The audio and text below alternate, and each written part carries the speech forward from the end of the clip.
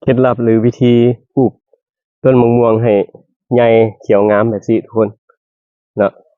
มีเคล็ดลับมีวิธีในใดเดาพาทุกคนไปเบิ่งน้ำกันเนาะตอนนี้ต้นมะม่วง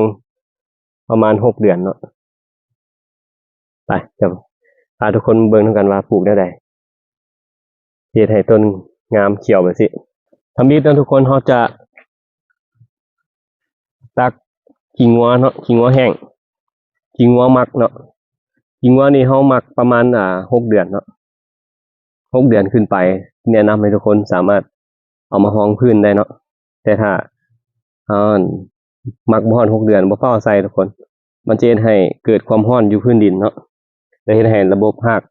พืชนี่ชะงักในการเติบโตเนาะฉะนั้นเราสิเอาขี้งัวหมักนี่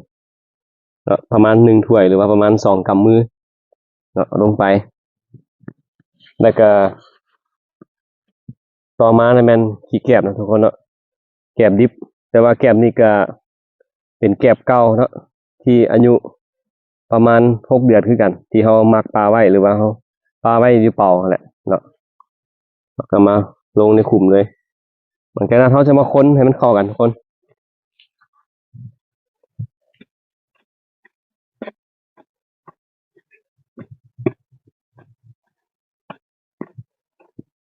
แล้วเขาก็เอาดินเก่ามันนี่เนาะดินที่เขาขุด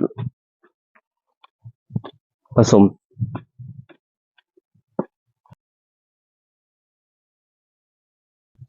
หลังจากนั้นเขาจะรดน้ำนะทุกคนเนาะหลังจากที่เขาผสมฝุ่นกับแกบเข้าด้วยกันแล้วเขาค้นละเขาที่รดน้ำเนาะรดน้ำบริเวณนี้ให้มันซุ่มๆเปียกๆเนาะแล้วค่อยเอาต้นไม้เขาลงเพราะว่าที่เฮ็ดให้รักษาความชุ่มชื้นเฮ็ดให้รากไม้ที่เขาลงไม้นะเนาะมันจับตัวกับดินไว้เนาะและเฮ็ดให้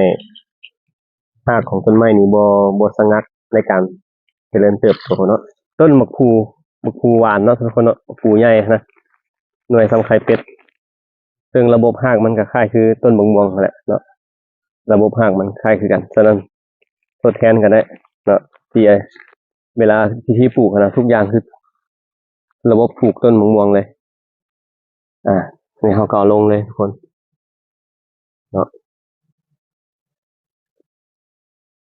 จะทรงให้มันพอดีแล้วก็ถมเลยดินที่เก่าที่เขาขุดขึ้นมาแหละ